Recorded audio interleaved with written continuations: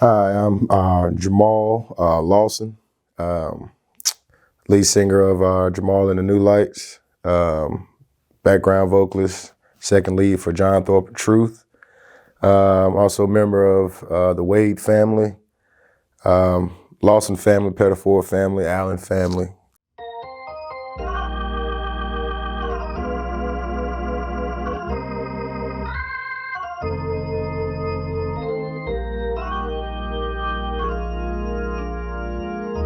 Growing up right out here in Rougemont, starting off coming up, I was in a singing family, born into a singing family. Before I could even really talk, function good, my grandma had me up on the picnic tables at the church gatherings, singing songs, you know what I mean? I grew up, mom and everyone was already, they had the family group growing. So for me, being I was the third boy grandchild, we had my other siblings, I'm number 6 in the lineup. You had my older cousin Donnie, my cousin Quandra, cousin Crystal, my brother, and myself, before my, cousin Jacinta came along. And it was just one of those things where even as kids, we were playing around, mimicking what our mom and dad was doing and what our aunt was doing. Everybody wanted to do what Granddaddy was doing, you know what I mean? Granddaddy had some of the best vocal and background that I've ever heard in my life. And it was like that niche that made me, I guess, gear into wanting to love music that much, because to me, Granddaddy was the greatest man on earth. He was my best friend growing up. He got me out of a lot of stuff, getting into trouble because, I was his boy. He used to call me Dude. He had so many nicknames for all of us. I don't know why I got the name Dude, but I guess it was just that way he felt about me, or what he already saw in me, or what I could be growing up. So, to me, like I said, Granddaddy did no wrong. I loved him. I followed behind him as much as I could.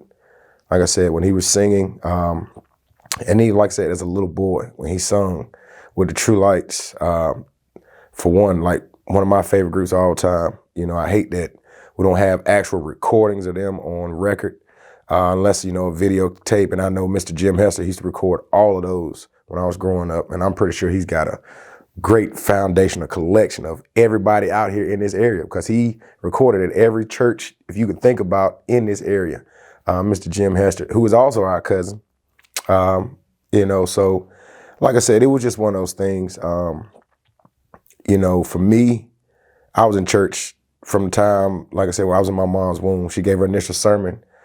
She was 6 months pregnant with me. From that point on, it was me, her, and my brother going up and down the road. She had to preach somewhere because she was evangelizing at the time, way before we even, thought about starting the church here. But it was just one of those things that we always knew. You go to school, come home, you do whatever chores you have to do around the house, and for me, outside was my thing. I didn't like cleaning up in the house or anything like that. So I would get away. If I saw Granddaddy getting through the door, I'm going to the door. Grandma, she wouldn't stop me. It was just like, I'll go ahead on. So I'm out there. We changing oil, rotating tires, or anything we could do. I'm on the lawnmower, driving a tractor, whatever I could do outside to keep from going inside to clean up something, I was going to do it. And like I said, that was just Granddad. He was one of those people that took you along, or took you under his wing, and showed you those type of things. And to this day, it's kind of what my aunts call me, you little bro Wade. It's Granddaddy's gone, but you can carry on those traits as far as if it's anything around the house is messed up, car breakdown, they call Jarmaal, and I feel privileged for being that way. It instills a lot in me to know that I have that mantle on me, and I'm very proud of it. My brother looks like him. I can't take that away from him. My brother looks just like him, but I think as his talent and everything goes, and just the way I watched him, how he could use his voice in so many different ways, it, I guess, made me get an ear to it, to try those things and to try to sing those different parts. And, coming up, like I said, with the Wade family, I wasn't even old enough to really sing. I'd be behind the in the choir stand. All you can see is the top of my head over the, the choir stand right there. But I was there. I was trying my best to sing, and and it was good. They wouldn't tell me not to sing, so I must have been on key or something. But as I grew up, thinking with 96, granddaddy died. I was in middle school. And, for a young guy who's, like I said, that was my best friend, it crushed me a lot. But grandma was still here. And it was one thing that I remember Mr. Wallace Hedgepeth told me some years on past after, and I'm trying not to cry now just thinking about it, but he always told me, as long as you live, son, your granddaddy will never die. And I always took that to note because I was so proud of the point that I got looked at that way. And Mr. Wallace is not here anymore. But whenever he would hear me sing, he said, boy, you sound just like your granddaddy. And it made me proud for somebody to recognize, even though he's been gone this long, and his name is still reverent. And that was one thing about me that I wanted to never let his spirit die. I wanted to always, bring that gear to know that Matthew Wade was here. He's still here. So that's just one thing that I was proud of. And I think other people saw it. I would like to say, I have a theme to say. I'm going to give that much. And I'm going to quit it. Just a little bit, a little bit. And then I'm going to give my Lord power.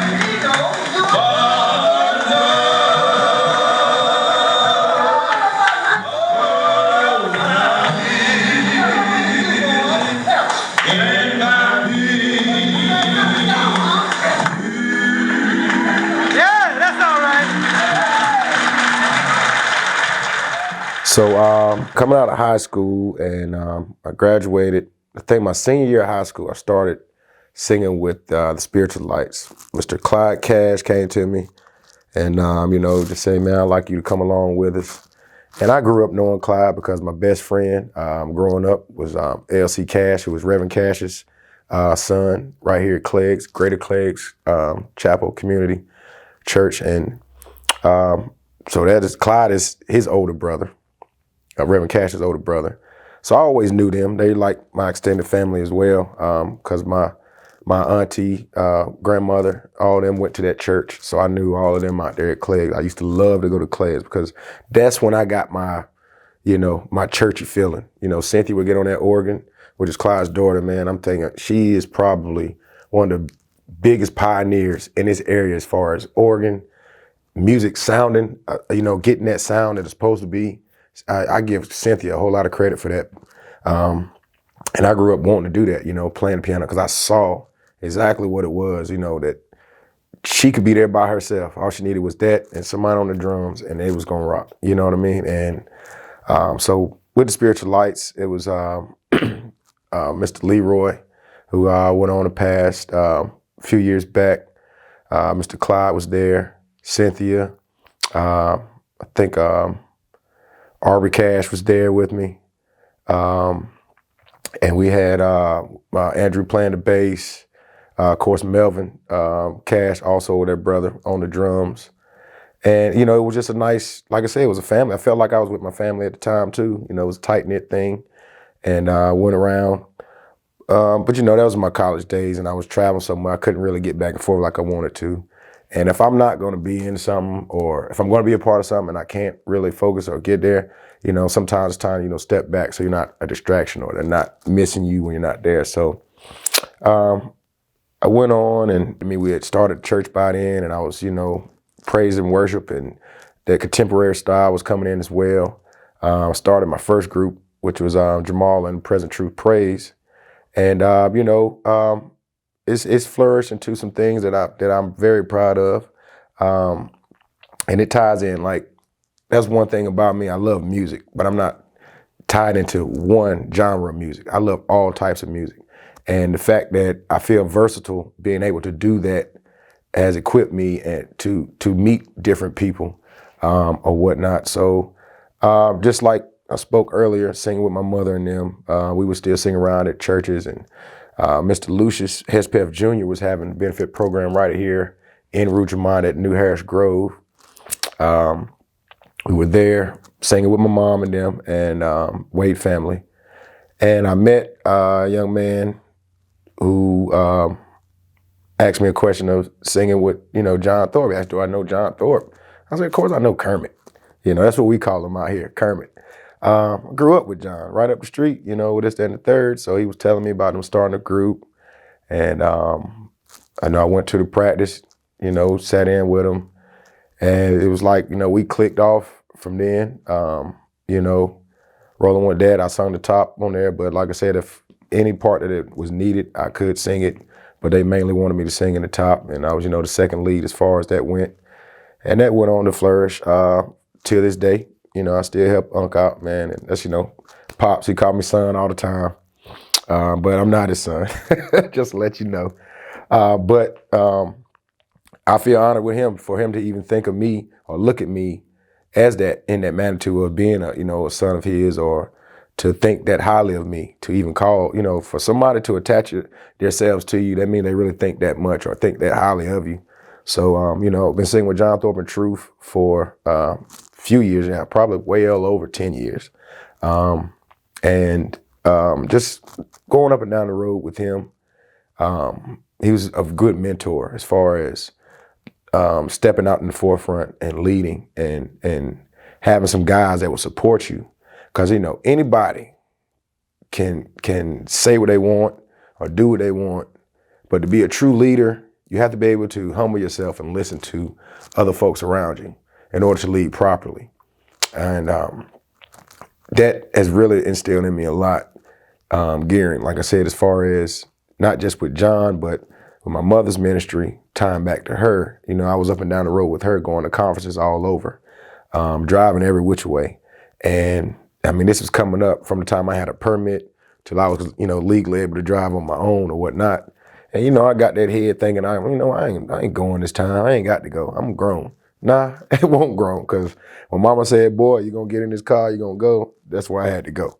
And, there was one thing I always kept place. Mom's ministry comes first.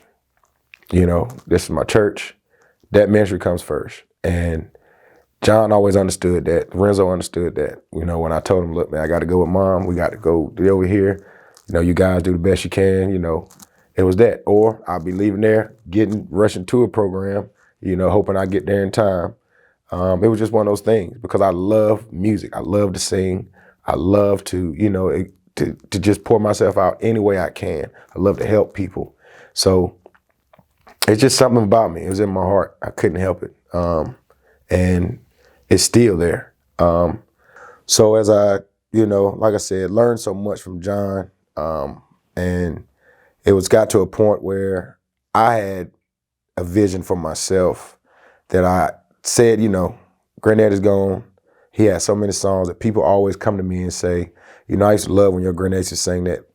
One thing that I know, Lisa Hedgepeth, who is Mr. Bob Jack's granddaughter, and Brother Wallace, daughter. So, you know, she grew up with all that stuff too, and she'll always remind me, you know, how the True Lights were, you know, back in the day. And she'll say, man, I used to love when Mr. Matthews used to sing that, keep on using me, keep on using me, Lord Jesus, you know. And I mean, like, wherever I go, people remember that song out of anything. And the thing they would say, he said, you know what, Mr. Bro Wade, he would sing that song and he cut it off right when you get into it. You know, he was something like that. And, but this was something that I had to get out, something I had to do, you know, for me to say that I'm honoring my grandfather with this. So I wrote up on Mr. Ben Bass. I call him Uncle Ben because he's actually my son's great uncle.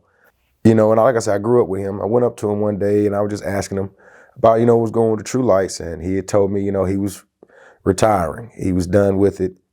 And that the original member or founder of the group, Mr. DC, David Parker, Sr., had told him, you know, once he decided, being the last original member, once he was done with it, that the True Lights would be done. You know, which kind of saddened my heart because in my head, I wanted to keep that name going with the original True Lights of Bahama, North Carolina. So, you know, we talked and, you know, of course I asked him, you know, let him know I was going to start a group and I would love to carry on your tradition. And, you know, as much as he loved it, as much as he, you know, was proud of it, you know, and told me how much he was proud of me for what I am and what the man I've become and this, that, and the third, he shot me down. He said, Jarmaal, I love you, but I made a promise to, you know, to DC that when I shut it down, you know, True Lights they gonna shut down too. And I mean, I'm pretty sure it was hard for Michael and, you know, Miss Hallie, you know, for them and Mr. John, you know, that sung with the True Lights at the time because, you know, Mr. Travis, all of them, they were still, you know, actively singing with him. But so I tried to take another avenue and I said, well, if I can't do, you know, the True Lights, I would love to be the New Lights. And that's where that name come from as far as the New Lights. We're still honoring that tradition of, you know, where I came from, how I geared up, the guys I looked up to growing up as, you know, the songs they sing. Because these guys would sing, they didn't really need music behind them, but they had it. One of them had a guitar, a bass, and a drum. You know, 3 instruments. They ain't had no keyboard player, nothing. Guitar, bass, drum. And the harmony was so tight. You had Mr. Lucius Hedgepeth, we called him Bob Jack. He was doing the baritone or bassing. Then you had Mr. Ben Bass. He had I would say he was the mellow fellow, you know what I mean? And, you know, that had that voice that, I'm not gonna say would catch a girl's eye, you know, if he was on the R&B circuit, but it was just so smooth, you know what I mean? He wasn't a raw singer, he was smooth with it. And, you know, Travis, he filled in, you know, with the tenor, or, you know, higher alto for a male. And then, you know, Mr. DC, he was the hype man. He was the leader of the group, but he was the hype man. They didn't have hype men back in the day, but Mr. DC would get the crowd hyped into it. And, you know, Granddaddy would rear back and sing something, and he would yell out. He always would come out, hello, sing something like that.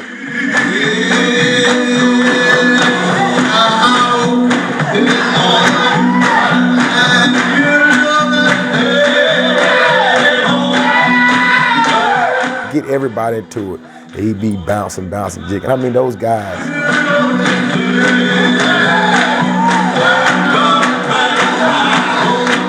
You know, clean suits, matching, you know, froze some of them out to here, you know, that type of thing. And that's what I grew up on.